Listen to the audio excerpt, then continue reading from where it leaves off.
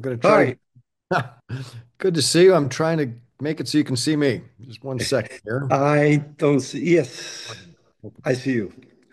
So you are in a wonderful place, Mr. Dan Brown. So thank you very much for the first thing I have to say. Thank you very much. You gave me the really pleasure of being one of the first who read your new novel. And the second, you gave me the chance to interview you for the Yes. third time. For the third time. Yes, I know. It's Yeah. great. The first one was in Istanbul, the second one is in Frankfurt. I've learned after that was the old building of Max Planck Institute Okay. where we Well, met each other, but I learned it in the novel. So uh, I have to say that this is one of your best novels, really. thank you. I really can say very easily that this is, for me, this is the best after Da Vinci. And thank you and congratulations for. So I have 15 questions if you have enough time, of course. I have 15 answers. Yes, okay. So, first of all, there is a new approach in this novel because your novel begins with a murder. That one began with a death, not with the murder, but the explanation of the death. So, what is that really? Because you explained in an extraordinary way in the first pages of the novel. Do you really believe that that is a simple chemical process? As you say, when you die, you die. Well, I did believe it 8 years ago when I started writing this book. I don't Yeah. believe it anymore. I've become right like Robert Langdon, who starts skeptically and ends up a believer. That was my journey over the many years that took to write this book. And what I was doing in that prologue by using a neuroscientist who is skeptical and rational. Yes. And she said, Listen, life after death is this ridiculous idea. It doesn't happen. Of course, it doesn't happen. It's all chemical. That was my way of telling the reader, don't worry, this is not a new age, feel good, spiritual sort of book. This is a book where science takes the lead. And I'm not going to try to tell you I've had some mystical religious experience and there's life after death. I'm going to start by saying no, it's it's impossible. Okay. So now in Frankfurt, you told me that I really don't know when I die one day, I will need a priest to call a priest or not. I'm not sure. So for the moment, are you sure or not? No, I'm pretty sure I won't. I'm not sure any would come talk to me anyway, but no, I think that religion does not have uh, the market cornered on the death experience. I mean, for whatever religion we happen to be, or agnostic, whatever you are, um, I think it's your life experience. When you die, I think you're thinking of your friends and your family and the people who you've known, not of some big mystical something in the sky. So let's talk about the novel now. You say that this is the secret of the secret. So this is the end of the all secrets, or this is the beginning? Because I didn't really get very well. Because Well, if there is if there is no anymore a secret, so why read another Dan Brown novel? Well, that's it's a fair question. You find out on the very last page what the secret of secrets is Yes, referring to. yes, But yes. I think in many ways, the secret that we all long to know across every culture, language, demographic is the secret of death. What happens? Is there something beyond that, or is that the end? And the reason it's the secret of secrets is because we'll all learn the answer, but we can't come back to tell you. And so it's this really fascinating catch 22 where when you finally know, that's the moment you can't tell anybody. But in this novel, you begin to go towards the secrets of the science, perhaps. Yes. Well, I think that science, very much so, as is described in the novel, is starting to answer a lot of these big questions and starting to give us a sense that our sense of how the mind works, how consciousness works, how death works, is not what we thought it was. That there's a secret there that we don't understand. In that novel, I personally found another Langdon. Oh, if you've read my books, Langdon Yes, in every book meets a different beautiful woman. He's very yes, lucky, yes, and she's always beautiful and very smart and knows what he needs to know. And I wanted to show a different side of Langdon. I wanted to start a book with Langdon in love. yeah, And I wanted it to be a meaningful relationship. And so rather than saying this is somebody he's been in love with for a year, which is less interesting than this is the very beginning of a relationship, but he's known this person his whole life. And that is suddenly interesting. When friends become lovers, that's this what we have all this familiarity, but now there's this added level of romance. It's just a fascinating moment. yeah, It was fun to watch. yeah. This is a very interesting, and I love that Langdon, you know. So, Silas and Golem. It seems that they are very similar or not.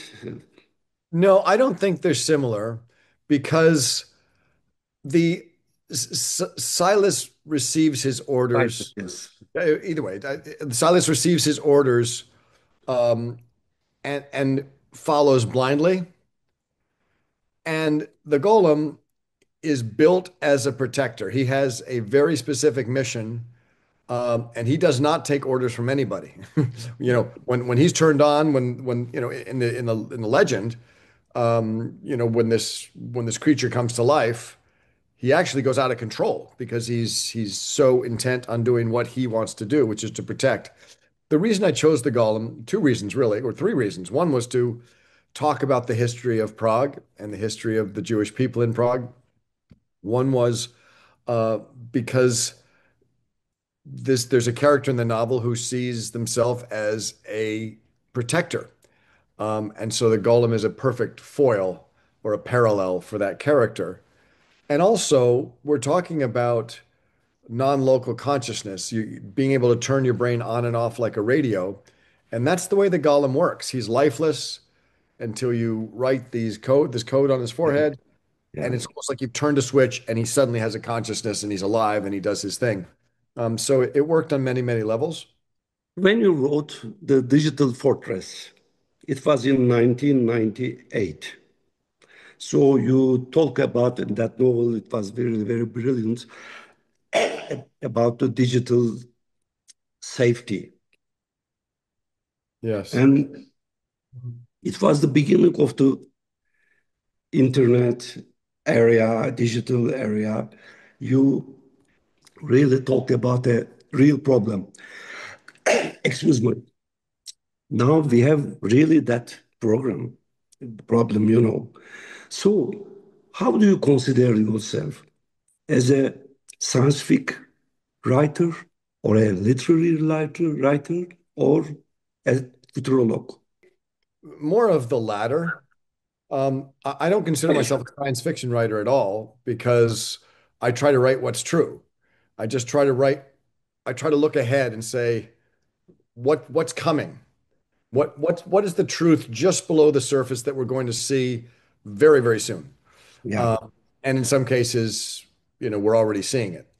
And Digital Fortress, yeah, I mean, certainly the notion of digital encryption and privacy on the internet and privacy Yes. of data, national security and civilian privacy, these are all issues that were not that big at that time, but I knew they were coming. And now, of course, it's all we talk about. And artificial intelligence has really made it challenging to, um, you know, internet security is going to become more and more difficult because these machines are so powerful that they can break bigger and bigger keys. Yes, but in that time, it was very early to talk about the really security problems of the digital era. So you solved that. from Um, the end of the 20th century. This is not only thing that you saw. For example, in Inferno, you talk about the virus. It was before the COVID, and after we had COVID and a real virus. Of course, this is not the same in your novel and in the real COVID case, but you always see something before. For example, very recently, I watched three documentaries about Da Vinci Code. And most of them, the theologians and religious guys were talking about your thesis in the Da Vinci novel, and I observed that some of them, they already ready to accept what you told in yeah. the books. So I really wonder, because for me, you are a man of literature, because your writing styles is extraordinary. Really, I'm a writer. I have to say that you influenced me too much.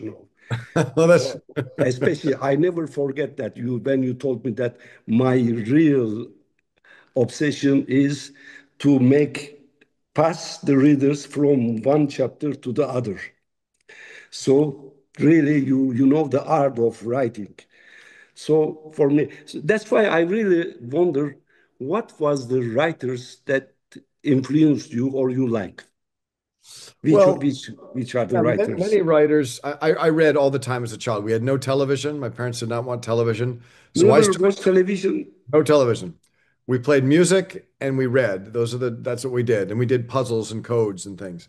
But I started out reading all the same children's books as everybody else, the Dr. Seuss and Richard Scarry and Maurice Sendak. Then I moved into, I remember one of the first books that I read that was a novel was A Wrinkle in Time by Madeline L'Engle, which I just loved. I remember being transported into these characters, and it was a children's book, but it was a novel. Yeah. And then I read all of the Hardy Boys mystery series, and then I went on to Robert Ludlum. And so Robert Ludlum really gave me a flavor of international high stakes thrillers. The Day of the Jackal, The Eye of the Needle were two couple other books that I read uh, by Ken Follett. Um, and then it's funny. Then I ended up in prep school and university where I read the classics. And I remember reading of Mice and Men and thinking, this is the most beautiful description I've ever heard of a place. And in those, in his novels, um, the first chapter of every single, the first paragraph of every single chapter is a description of the place. And I realized, like, okay, so place is a character. Place is Yes. always a character, and you have to set it up as a character, and it interacts with your human characters in a very real way. I read a lot of Shakespeare, love his wordplay, very clever wordplay. Um, but mostly I read nonfiction. Um, Joseph Campbell, The Power of Myth was very, very influential. Dictionary of Symbols by Chevalier. Really, it's a melting pot of a lot of different things. I read generally the nonfiction books underlying the lines. But in your never a novel. But in your novel, especially in the last one, you have to see my manuscript now. Every page I took note, I underlined, not because I would interview you, but I really want to keep them as a knowledge. So Right. in that novel, the real knowledge and the fiction is came together so dense that makes the novelty of the secrets of secrets. And one more time, congratulations. Thank you very So much. there's a discussion about the religious relics in the Topkapi Palace. Some says that these are not authentic. And when I read the pages about the Satanic Bible in your book, it was very interesting. Really, I didn't know that book. I've learned from really from Secrets of Secrets. I want to ask you, what do you think about for the religious relics? Do we need to prove the authenticity with the carbon tests and everything, like the shots of Turan? They had a carbon test that it was not authentic. But some says in Turkey that we don't need. If the people believes, let them believe. Yeah, that's a very, very difficult question.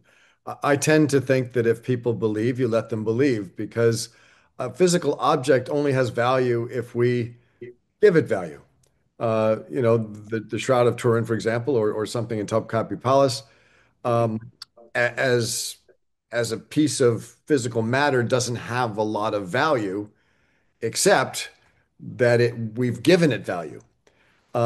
And so if you're going to give an object value and if it inspires people, um, and you can't be sure, I think you just have to be honest. Say, we're not sure. This is what we think it is.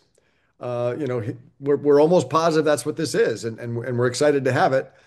We have no proof, uh, Yes. but yeah, I think you let people believe it's important. Thank you.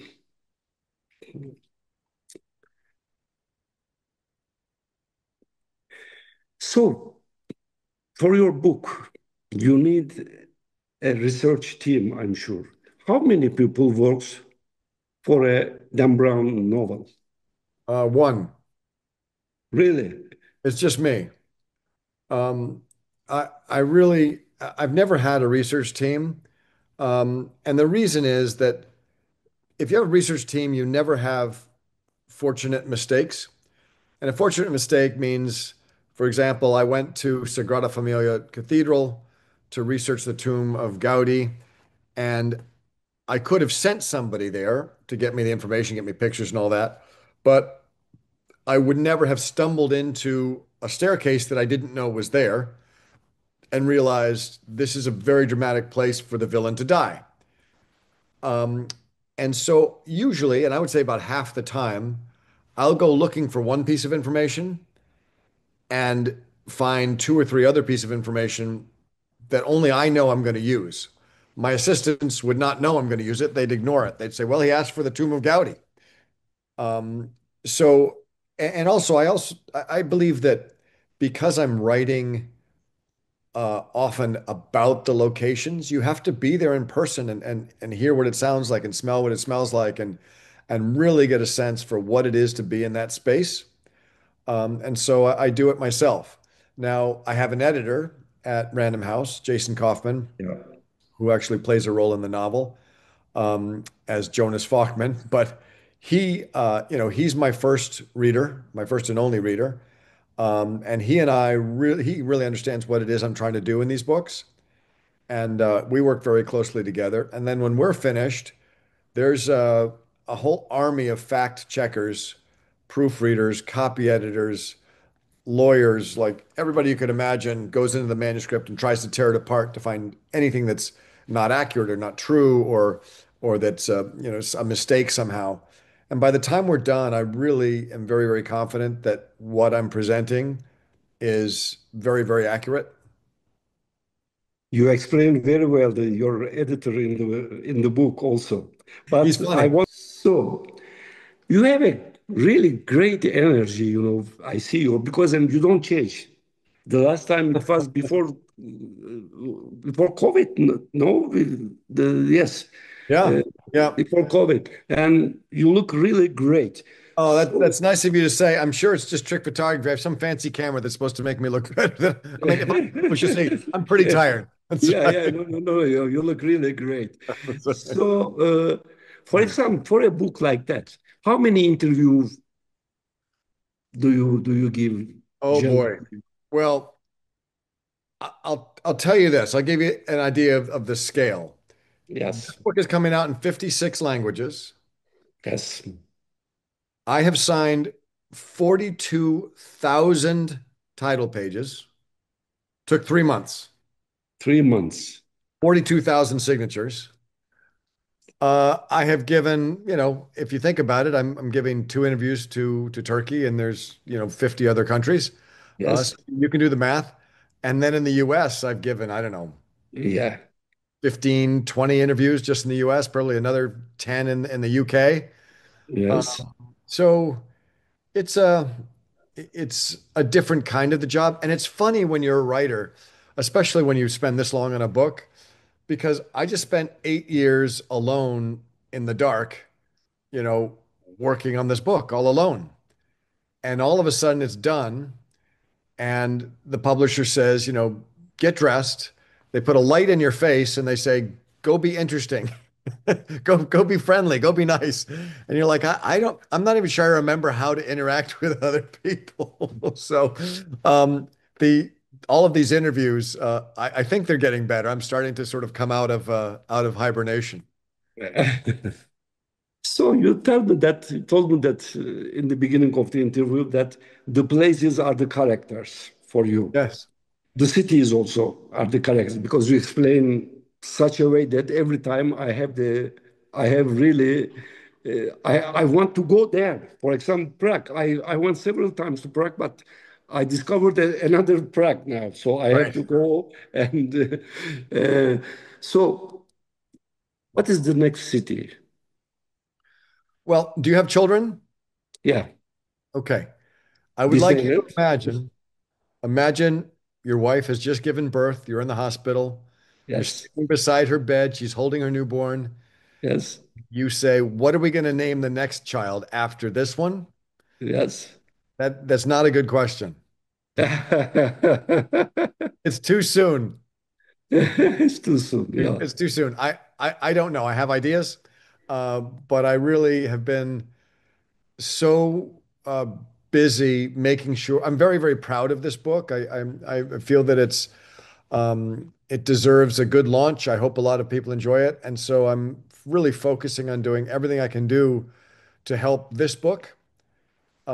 And there will come a point when I've done everything I can do, and now I look at the next book. Um, but that's not today.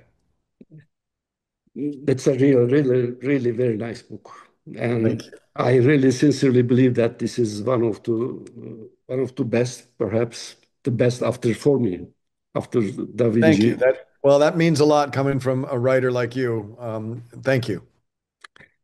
Mr. Brown, my questions, nearly all these, and that's enough for me. And I see that you have some many others interview, and I already knew you very well because this is the third time. I thank you one more time. Really, you were always very sympathetic for me, and in my career to have the interview with you. That was a big chance. And I wish you a big success. I wait some other books from you because I'm one of your fans in the world. And remember, in Turkey, you have a big, and really, I think I'm the biggest fan in Turkey.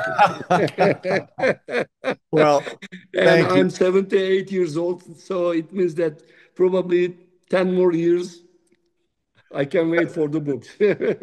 That is funny. Well, Okay.